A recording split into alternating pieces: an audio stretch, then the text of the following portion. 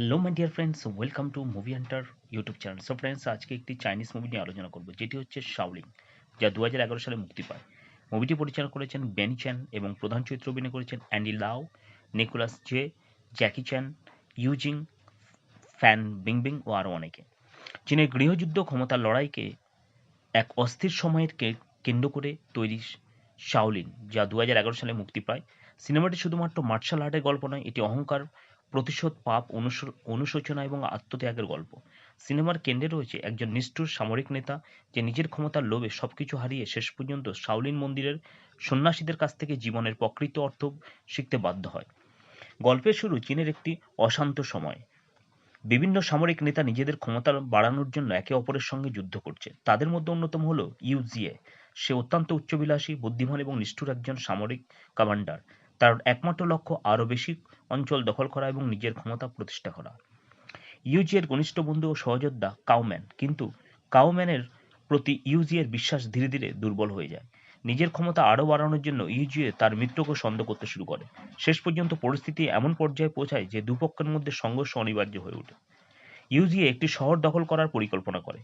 সেখানে তার অন্যতম প্রতিদ্বন্দ্বী, একজন সামরিক নেতা, অবস্থান করে। ইউজিএ কৌশলে তাকে পরাজিত করে এবং নিজের ক্ষমতা প্রতিষ্ঠা করে, কিন্তু বিজয়ের আনন্দ তাকে আরও অহংকারী করে তোলে। তার ছোট ভাইয়ের মতো ঘনিষ্ঠ সহযোগী হিউজিয়ের সেনাবাহিনীর একজন গুরুত্বপূর্ণ কর্মকর্তাও এই ক্ষমতার খেলায় জড়িয়ে পড়ে। ইউজিএ বুঝতে পারে তার নিজের লোকদের মধ্যে বিশ্বাসঘাতকতা রয়েছে, যে প্রতিদ্বন্দ্বীদের ধ্বংস করতে কোনো দয়া দেখায় না। এক পর্যায়ে ইউজিএ তার প্রতিদ্বন্দ্বীকে নির্মমভাবে হত্যা করে, কিন্তু এখানে শুরু হয় তার জীবনের সবচেয়ে বড় বিপর্যয়। ইউজিএর শত্রু কাউম্যান প্রতিশোধ নেওয়ার জন্য অপেক্ষা করছিল। সে ইউজিএর পরিবারকে আক্রমণ করার পরিকল্পনা করে। একটি সংঘর্ষের মধ্যে ইউজিএর ছোট্ট মেয়ে গুরুতরভাবে আহত হয়। নিজের চোখের সামনে সন্তানকে হারানোর ভয়ে ইউজিএ জিওকে ভেঙে দেয়। মেয়েকে বাঁচানোর জন্য সে সাহায্যের সন্ধানে ছুটতে থাকে। শেষ পর্যন্ত সে শাওলিন মন্দিরের কাছে পৌঁছায়, কিন্তু সেখানে পৌঁছানোর আগে তার মেয়ের মৃত্যু হয়। এই ঘটনা ইউজিএর জীবন সম্পূর্ণ বদলে দেয়। যে মানুষটি এতদিন ক্ষমতা, অর্থ এবং প্রতিশোধকে নিজের জীবনের সবচেয়ে গুরুত্বপূর্ণ বিষয় মনে করেছিল, সে হঠাৎ বুঝতে পারে তার সমস্ত ক্ষমতা আসলে তাকে কিছুই দিতে পারেনি। সে নিজের পরিবারকে রক্ষা করতে পারেনি। ইউজিএ শাওলিন মন্দিরে আশ্রয় নেয়। সেখানে সন্ন্যাসীরা তাকে গ্রহণ করে, কিন্তু তাকে কেউ সামরিক নেতা হিসাবে বিশেষ সম্মান দেয় না, বরং তাকে শেখানো হয় বিনয়, ধৈর্য এবং অহংকার থেকে বাদ হওয়া। শাওলিনের প্রধান সন্ন্যাসীদের মধ্যে একজন ছিলেন কুংফু ও আধ্যাত্মিক শিক্ষায় পারদর্শী সিইএ। তিনি ইউজিএকে বোঝানোর চেষ্টা করে যে মানুষের প্রকৃত শত্রু বাইরের কেউ নয়, তার নিজের লোভ, অহংকার ও ক্রোধ। প্রথম দিকে ইউজিএ এসব কথা বুঝতে পারে না। সে মনে করে তার জীবনের সব সমস্যার জন্য অন্যরাই দায়ী, কিন্তু ধীরে ধীরে মন্দিরের জীবনে তার চিন্তাভাবনাকে বদলে দিতে শুরু করে। এদিকে কাউম্যান আরও শক্তিশালী হয়ে ওঠে।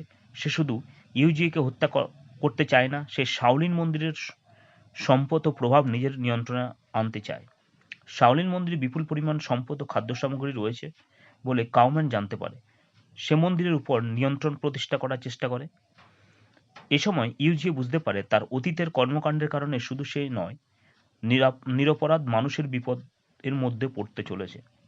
শাওলিনের সন্ন্যাসীরা যুদ্ধ এড়াতে চায়। তাদের শিক্ষা হলো হিংসার মাধ্যমে সমস্যা সমাধান করা যায় না, কিন্তু পরিস্থিতি তাদের যুদ্ধের দিকে ঠেলে দেয়।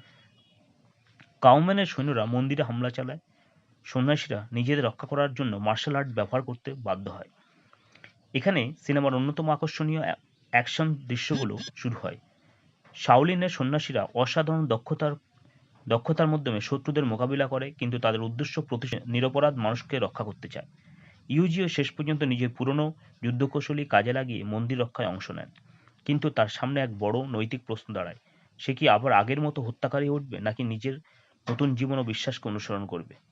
এদিকে কাউম্যান অত্যন্ত নিষ্ঠুর হয়ে ওঠে। সে বুঝতে পারে ইউজিএ এখন তার সবচেয়ে বড় বাধা, তাই সে তাকে ধ্বংস করার জন্য আরও বড় আক্রমণের পরিকল্পনা করে। শাওলিন মন্দিরের সন্ন্যাসীরা সাধারণ মানুষদের নিরাপদে সরিয়ে নেওয়ার চেষ্টা করে, কিন্তু কাউম্যানের বাহিনী তাদের চারদিক থেকে ঘিরে ফেলে। ইউজিএ তখন বুঝতে পারে নিজের অতীতের পাপের প্রায়শ্চিত্ত করার একমাত্র উপায় হলো অন্যদের জন্য নিজের জীবনের ঝুঁকিতে ফেলা।